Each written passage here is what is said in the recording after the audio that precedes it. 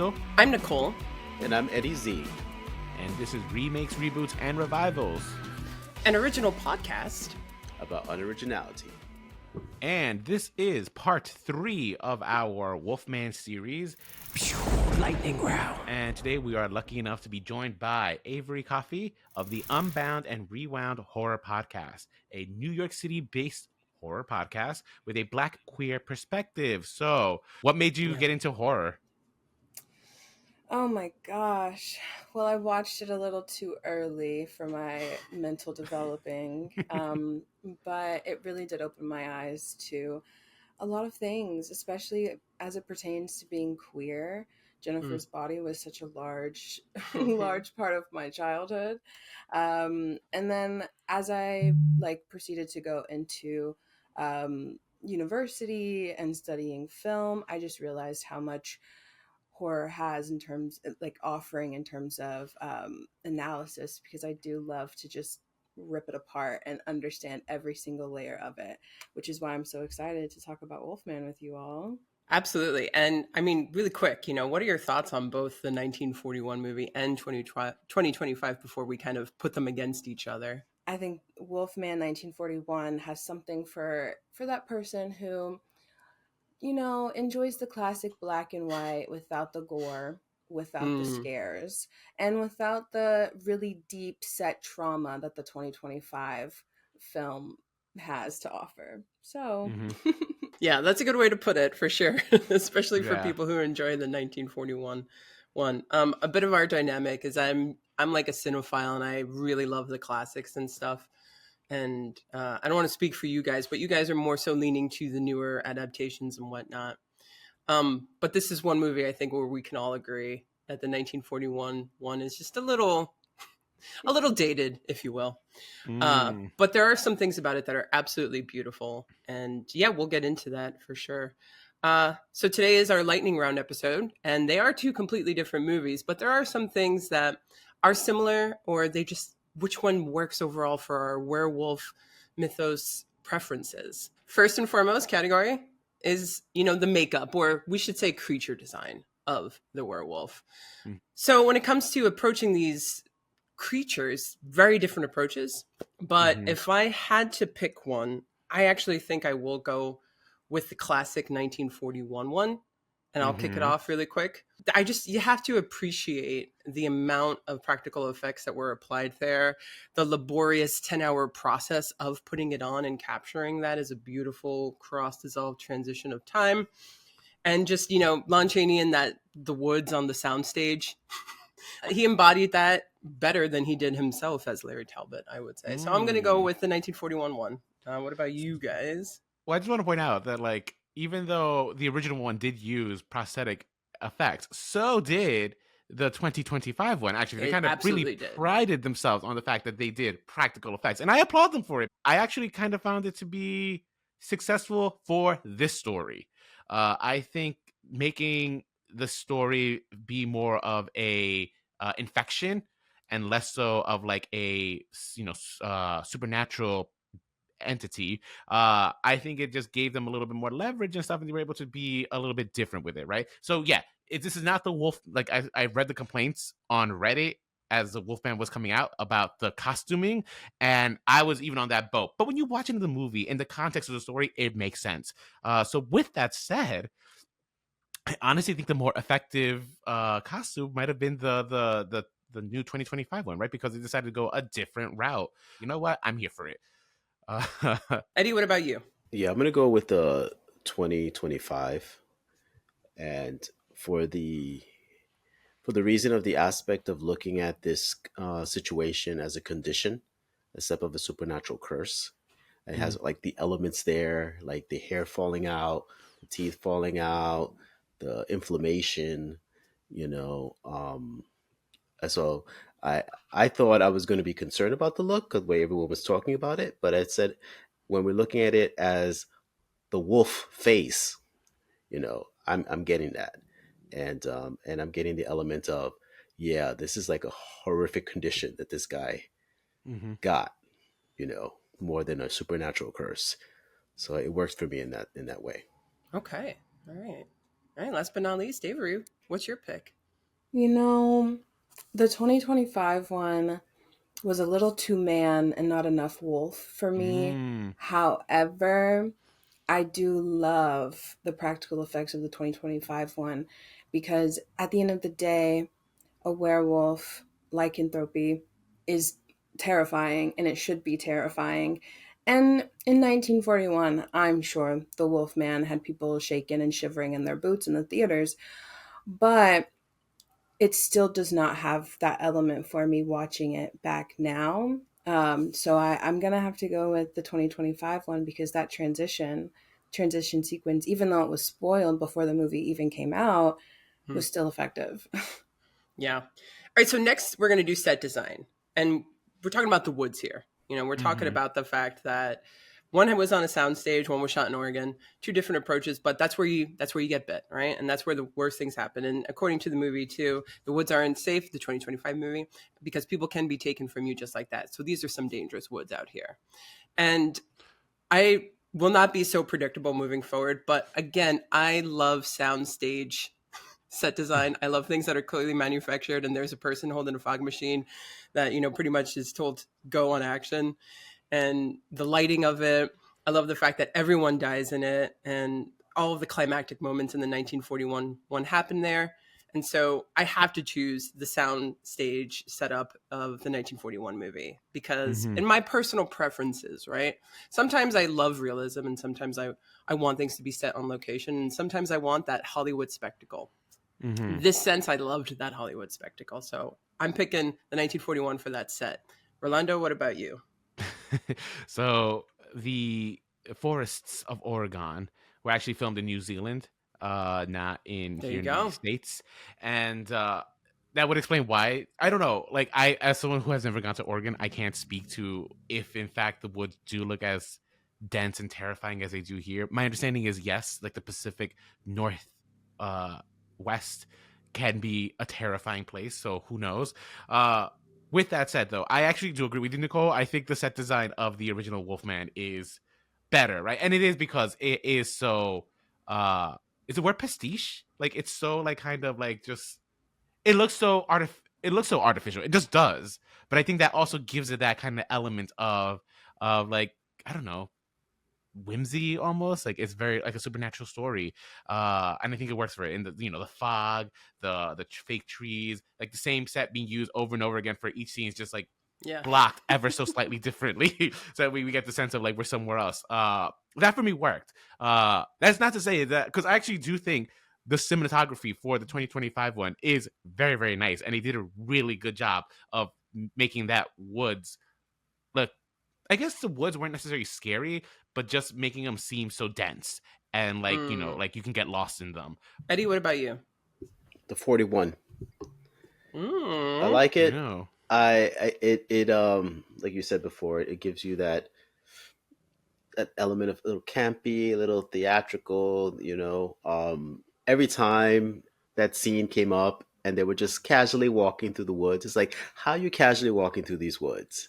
Those trees look creepy. It's so foggy. This is not the kind of woods we should be casually strolling, looking for a romantic little rendezvous thing. It's just not, not conducive to anything. Why are we going to the gypsy camp in these woods? Yes. It's like, why are we leaving our best friend alone with the gypsies? I don't get that. But yeah, every time the woods came up, I was like, yeah, this is ridiculous. Why are we running in the woods? All right, Avery, are you going to make it a clean sweep? I actually am because I do love the fog of the woods in the 1941 film. The 2025 one, I think the woods play such a large part in the 1941 film, whereas in the 2025, the house is more significant to the plot. So most of the horrors, most of those like intense moments do not take place in the woods, but that is so significant to the wolf man and to just like the idea of wolves in general in horror. So I'm gonna have to go with 1941 as well. Okay, so supporting cast. Now, again, a little bit unfair because the 1941 one has a huge supporting cast, and we have the likes of Claude Rains as the dad, Bela Lugosi as the gypsy. We got poor Ellen in there. In the new one, we really just have the mother, the daughter, the father, not Blake, not Christopher Abbott, and some of the Oregon people and whatnot. So a little unfair. But when we pick these, maybe we should give some special nods to, performances that we really did enjoy. And if I were to choose, I'd have to pick the 1941 one because of Bela Lugosi. Fun fact, Bela Lugosi really campaigned for this role of the Wolfman. He also played Frankenstein's monster. And so he played Dracula, he played Frankenstein's monster in one of the later films. He was like, man, I could do the trifecta. Universal would not let him. But he was able to play a werewolf in the movie. So he kind of got that. But he also was too soon taken from us within that because I'm a big fan of that actor. And Claude Rains, I mean, I don't know about the story and anything else's, but those low-key performances, the gypsy woman whose actress's name I am forgetting at the moment, but oh my God, what a character actor. Gotta give it to 1941 for that. Even though that was brownface that she was in though, right? Because I feel like. I was wondering that. I had to look her up because I was like, wait, is this truly a brown woman in a 1941 film? No, it's not. I think she's actually like Russian or something. Bela Lugosi was born in Romania, so he had like Romanian roots, and that was a big thing. Is you had these portrayals of Romanians in these stereotypical roles played by just white Americans, or in this case, a Russian as well. So I feel like that's something that I noticed in this film that I really did enjoy, was just how like Bela Lugosi added that little extra layer of intentionality. Yeah, no, absolutely. I didn't know that he was of Romanian descent. That would explain like his, like, what a great Dracula. Yeah, iconic, really. All right, Rolando, which supporting cast do you go with? I mean, I don't disagree with you. I think the supporting cast of the original Wolfman had much more to do, but I might have to say Julia Garner's performance as Charlotte, while not necessarily the most fleshed out character, she was still giving. Like, she was trying to be mother, but literally a mother to her child Ginger. And I also do appreciate. Do you think Ginger was named Ginger as a homage to Ginger Snaps, like the 100%. other iconic werewolf movie that we have in our repertoire? Because Yes. it's a cult classic, but like I think it deserves more notice. You thought so too? Lou Linnell definitely knows about Ginger Snaps. Yeah. So I kind of figured, but I wanted a confirmation, or at least to get your thoughts on it. I think Julia Garner, because like she ended up becoming like the second point of view of the rest of the film, and kind of became the protagonist for the rest of the film. So she had to do a lot of work. I think because of that, her performance, I think, was strong. So I did really much like her performance.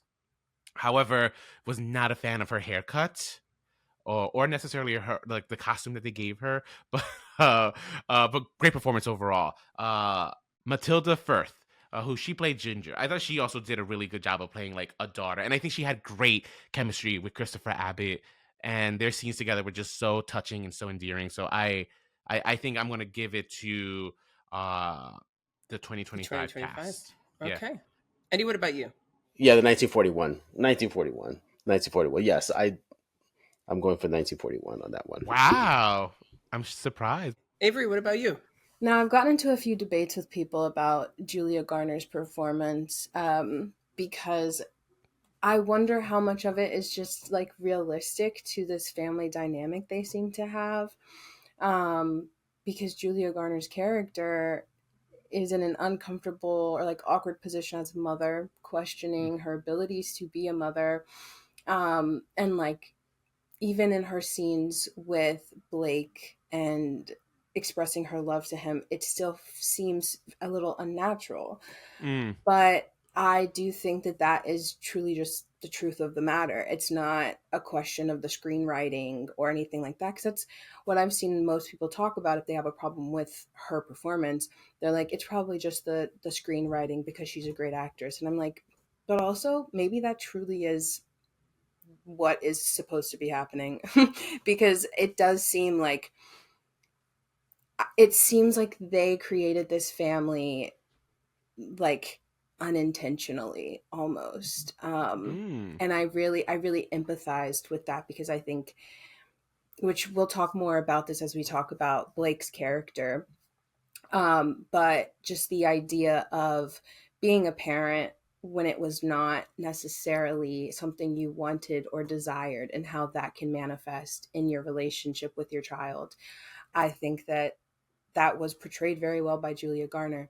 That being said, I do have to say the 1941 because Bela Lugosi was in it for maybe 15-20 minutes and then dipped, but he served his time. He was a great addition to this film.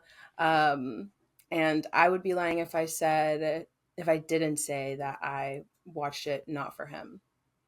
I was 100% sat for Bela Lugosi. I stayed for Lon Chaney. That's a good segue into our next category, because the next one is going to be the characters of Larry Talbot versus Blake. But let's also then put in our performances and how we feel about Lon Chaney Jr. and Christopher Abbott. Okay, in our episode for The Wolfman 1941, I pretty much went on record saying that I don't think I'm a Lon Chaney Jr. fan.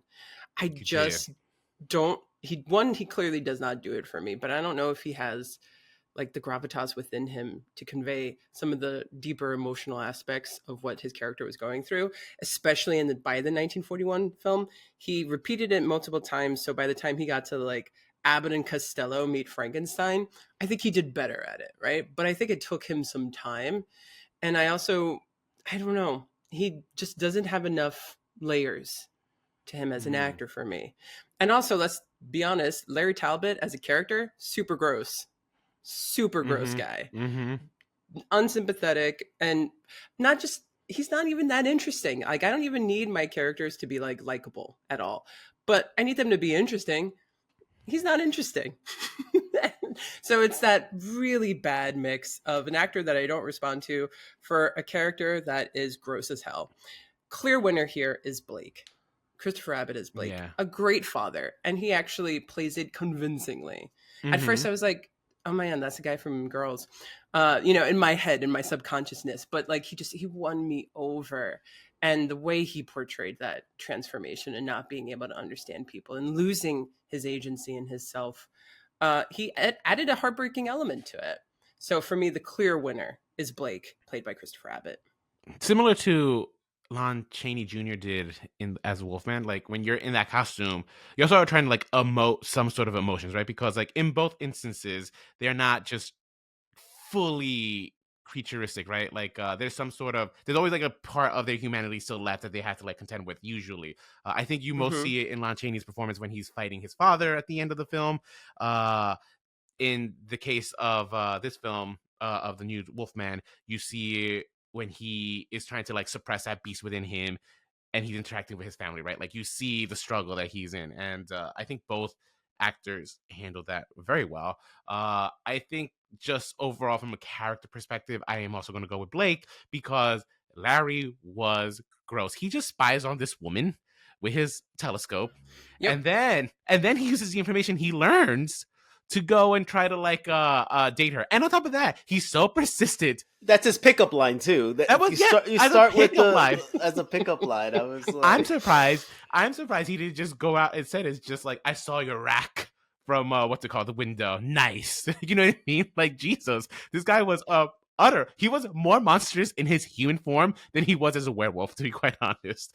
And just for that alone, I think I have to go with Blake. I think Blake, and it's such a juxtaposition, right? Because Larry was such a womanizer. You can tell he's a womanizer. And then you have Blake that, like, as I said in the previous episode, he seemed like almost like the archetype of being that non-toxic, non-threatening male, which I think to a lesser actor, it could have been almost corny. It could have been almost seen like a cartoon character, right? And he actually handled it very deftly by giving us some vulnerability, by giving us, like, when he actually was when he went to see his wife outside of her work, and he was expressing like, he's afraid of losing her and stuff. He was so vulnerable in that moment, right? And he seemed so sincere, so honest, and of course that's juxtaposed by like what seems to be like almost her coldness right, and almost her disconnection with the marriage at that point. That I think he did. Yeah, I'm gonna go with Blake and Christopher Abbott's performance. Like, I think they were just top notch. Absolutely. Eddie? Well, yeah, I would go with Blake, just in the human form, just the character himself. I think the moment that I was like, I love this guy, is when he finds out that his father's declared dead, legally dead, and his daughter asks, "Are you sad?" And before he thinks about almost brushing that off or not responding, he takes a breath and he's like, "Yes, I'm sad, and this is the reason why I'm sad." You know, and it was so emotionally intelligent, and it delivered in such a way that he was considering his daughter's experience and his vulnerability to his daughter, that I was just like, that's it. I like choked up a little bit. I was like, oh my god, that's like the most perfect way a parent can offer something beautiful, their vulnerableness to their child, you know. So very much. And Talbot, I don't know, that guy was writing on his privilege. Everything was like, I am privileged because my father is so and so. And even from the beginning, he seemed almost checked out, like distracted as he's entering this new life now. Like the prodigal son has returned home, and he's just like, like, okay, what's the next thing? What's the next thing? And so as that, like as a character, I did not feel for. I didn't like really care about. I didn't care about him at all in that whole thing. Most of the people I felt were ridiculous in their choices that they made. I mean, I only cared about like the one friend that gets invited on this like date, who To be gets the like, chaperone? yeah, get the chaperone, and then all of a sudden she's like left to die. Yeah. So Yeah. that's the one character my heart goes out to. Avery? It's not even a landslide, to be honest. As you all were saying, Larry Talbot really was such an off-putting person. And I wonder how much the Hays Code, because it was enacted in 1940 or 1934, I think. So I wonder how much that had to do with certain parts, like the telescope aspect. Had the Hays Code not been enacted, would he have been spying on her nude? Perhaps. But even then, I think, weirdly enough, I think that would have made the story better, just because, like, okay, now you're actually a pervert. It's something so innocent about spying on this person, but just like watching her put her earrings on and admiring her. Like, oh, that's less creepy. But Blake was so, something that I really that really spoke to me watching this was his emotional expressions on his face. And even once he was under all that makeup, like, you were sympathizing with this wolf despite him he's supposed to be the predator, he's supposed to be the monster in the story, and yet you're watching him trying to speak, and you're watching him sympathize with his daughter under all this makeup. And like, I did cry. I cried at the end, and I own up to it, because something about a Wolfman movie making me cry feels powerful. And it also speaks to Christopher Abbott's ability to really just touch the audience in a particular way. But at the end of the day, that's what happens when you have a big brown-eyed man on screen. And I'm a lesbian, but a big brown-eyed man can make me cry. So yeah, I definitely, Christopher Abbott, Blake really just added an extra layer to the Wolfman universe. Yeah, absolutely. So that is, not even a landslide. I mean, it's pretty obvious. It was just a clean sweep. Script and story, two completely different stories here, and they unfold in very different ways. So, which story do we prefer, and how it unfolded, and how these characters got developed and whatnot. And this one's tricky because the 1941 film is so iconic. It set up so much of the mythos that we know about werewolves. The fact that they do transform with the full moon, the pentagram on the hand, seeing that as a victim, very, like, I just love that as a motif. It's the imagery of that it brings out is so unique. However, the story that they came up with the 2025, approaching this as this someone losing their agency and watching someone you love slowly die, and everything taken from them, and going back and forth between the POV of the person who this is happening to and people watching it. Again, incredibly relatable. There's not really much that's relatable about the 1941 film. It's all very much fantasy.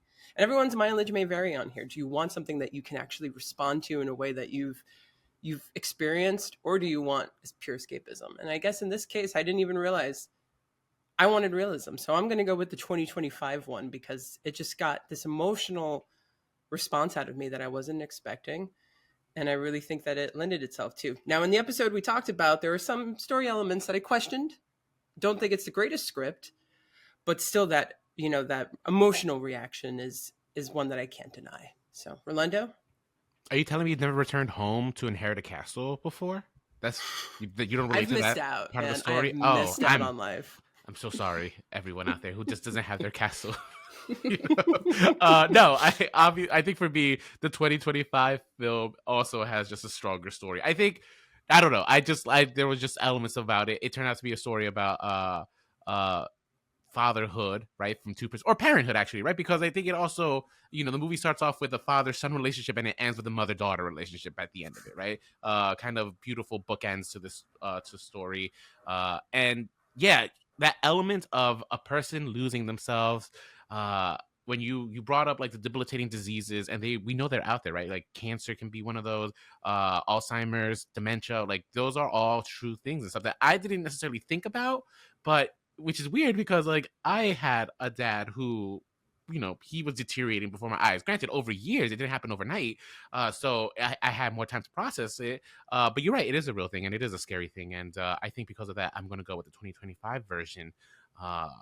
Yeah, despite the fact that, like, you're right, the lore of the werewolf is so present and so pervasive from the 1942 one. Yeah, well, this is not to say that the 1941 one doesn't have metaphors. It's not just pure escapism. This was made in World War II, so there's a lot of paranoia going on too. Fear of the other. It's right, just, and yeah, in terms of the metaphorical value of the two, there is one that I just responded to a little bit more. So, Eddie. All right, 2025 Wolfman. For all the things that we talked about, just how I connected with the movie, my own experiences, and that, and also I always kind of think about too, when we have these supernatural curses or stuff like that, supernatural creatures, or becoming a supernatural creature for like a vampire or a werewolf and stuff like that. I always kind of think about what would be almost a real life version of this, what it would look like if this was an illness, and we were affected by it, and how would the body, like, how truly react to it. The idea is that this wouldn't be a transition that would something you go move back and forth. Like, I could be human, I could be a wolf. No, this would be like your body has changed, and it's going to change in a way that's not going to reverse. Mm-hmm. You're going to be this way. So I think that like grabbed my imagination on the idea of like, this has this sense of a realness that I can relate with. Absolutely. Yeah. Avery? I'm going to go with the 2025 one, despite some of the flaws in it, which I blame Blumhouse more than anything, because something that I sort of pointed out in my review of it is that it is a mainstream horror movie. Like, it's not meant for those horror fans who consume every single horror movie, who know every single horror director by name. Like, yes, they can enjoy them, but I feel like there are some horror movies that are just simply meant to be gateways, for example. And I think that this is easily one of them. It's not supposed to be super, like, you're not going to find this at the IFC film center. Like, it's not a super complex story. But I think that Lee Winnell did what he could with what he had, because it also, from what I understand, it was not something that he was originally signed on for. It was another director who was signed on to create this story, but he did it for some reason, and he did the best that he could. And I think that there were some things, it was like a give and take situation, like with the gore. I have not seen that level of gore from a Blumhouse movie, I don't think ever. And so I think that that was definitely something that added to this, and the slow, sort of like to what Eddie was speaking about, the slow transition over time, watching him slowly lose his speech, lose his like comprehension, and then also just like the physical transformation. Usually we're so used to seeing werewolves transition on a full moon all at once, very painful, very excruciating.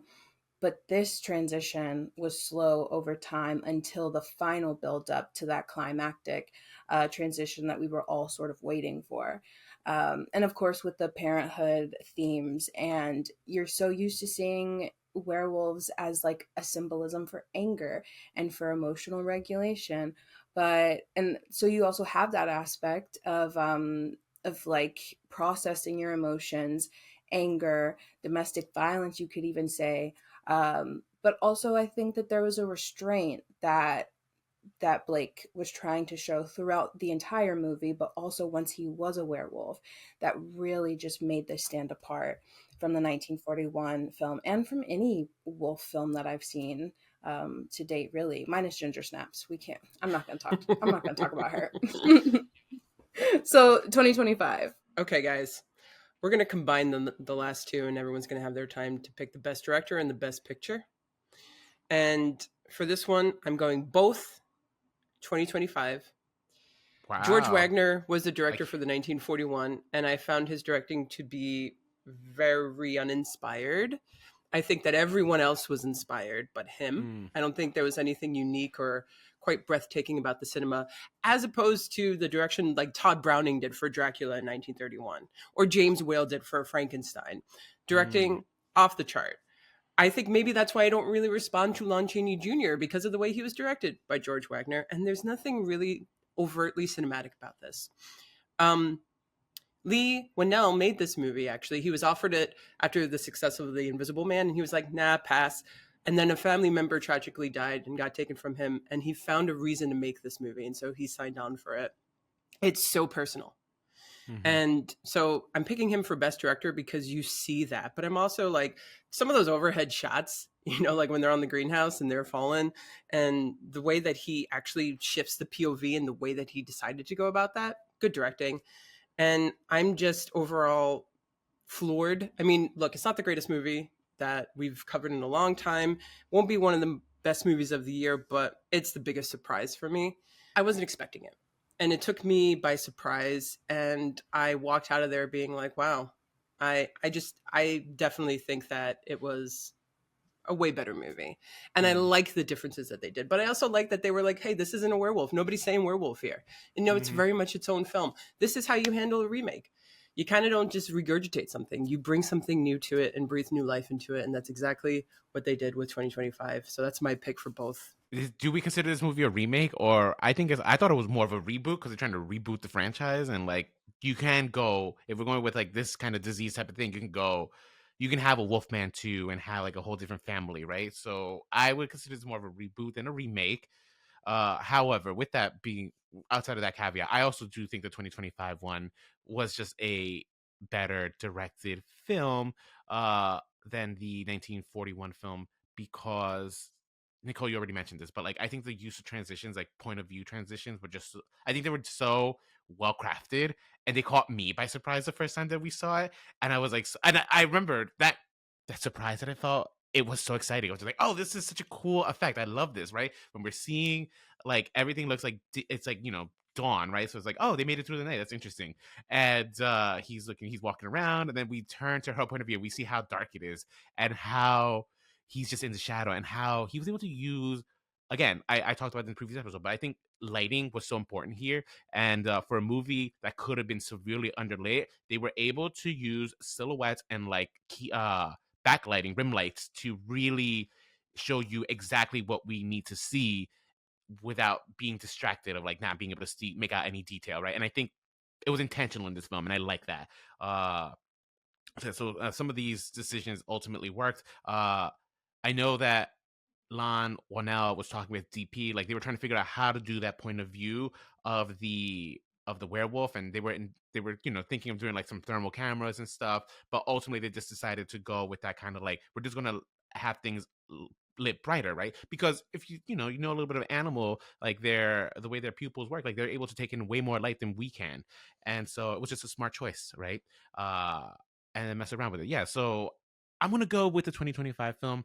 Plus, another commendation here is just like they went with practical effects, and it's a movie that you could have. I think nowadays so many filmmakers and studios just want to go with the cheaper alternative, which is not necessarily that cheap either. It's just very exploitative, but CGI, and they didn't. They showed restraint and they decided to go the practical effect route, and I applaud them for it. I can't speak so much about like directors, um, but I can say though that I'm gonna sound like Rolando about the lighting, but but I did love the use of darkness in this. It was use of darkness, like the forest is creepy when it's dark, and or one aspect of it, it's when it's dark, and the whole thing of that, as he's going through his transition, he's bringing this darkness in the space of the household too, and the point where we do see the POV change, Mm-hmm. and it is her looking into the darkness, and he's standing there and she can't see him. All I could think of is moments when I look into darkness and wonder like how like how alive that darkness can be, like something there, when you look at the abyss looks right back at you. Mm-hmm. So it was all these things that go into my mind for that, for that scene. So very Mm-hmm. Yeah. much, the 2015, the 2025 one was gripping in that way. Nice. Yeah. Yeah. I love that about the abyss, Eddie. Very, very well said. All right, Avery. Well, 2025. I think more than anything, I have to disagree with Rolando here. I think it's a revival more than a reboot because Oh, I okay. think it simply is just it's a standalone on its own. It's breathing new life into Mm-hmm. something that has been attempted in the past but hasn't been done well, or hasn't been executed in a commendable way. And I think similar to, do I wish that there was more of the lycanthropy like lore there? Yes, I want to see the pentagram. I want to, I want all of that layered onto it.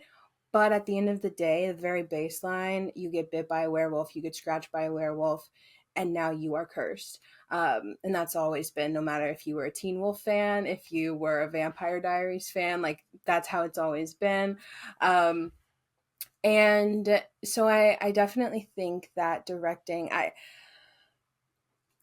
the werewolf vision, I had my issues with it, and I had my love for it. I loved that transition into it.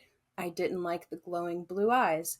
It felt a Mm-hmm. little too Nightmare on Elm Street. We just discovered CGI. We want to press these buttons and see what they do. But at the same time, that differentiation between Julia Garner's character's perspective and Blake's perspective was really nice to see. And also just the camera work. Like, oh my gosh, shout out to the cinematographer, but also I know that that's part of Lee's vision as well. When it's like the very beginning of Blake's transition, and the camera just takes a very sharp dip to the Mm-hmm. side, Mm-hmm. um, as he's experiencing these like bodily convulsions. And I, between that, whenever he falls to the floor and he's hyperventilating and the light just goes out centered on him, Mm-hmm. sort of like he's on a stage. Those shots were just so specific in my mind. I absolutely loved them. And I think that altogether, the directing really emphasized how claustrophobic the situation was for everyone involved. Mm-hmm. So Mm-hmm. 2025 all the way. Yeah, I think we all walked out pretty surprised by it all. And I think Lee Winnell, Invisible Man and this, he kind of has shown people, this is how you tackle this. So I hope Hollywood is kind of taking notes from, these little Blumhouse movies. So Avery, thank you so much for joining us. Please let our audience know where they can find you. Well, yes, you can find me at Your Horror Podcast. That is UR Horror Podcast, because that's where you get all your horror needs. You can find me on Instagram, TikTok as of 90 days, I guess. Substack, Twitter, everywhere. Everything you use, I use. So head on over there, find me, talk to me, and yeah. Thank you all for letting me on here. Oh my gosh, I'm so excited that we could finally sit down and chit chat about a horror movie. I know. I'm so excited that we could have you. Yes, it was very exciting to have you. Yes. And guys, let us know your thoughts in the comments. If you agree, if you disagree, what wins for you. Like, comment, all that jazz. And until next time, Stay unoriginal.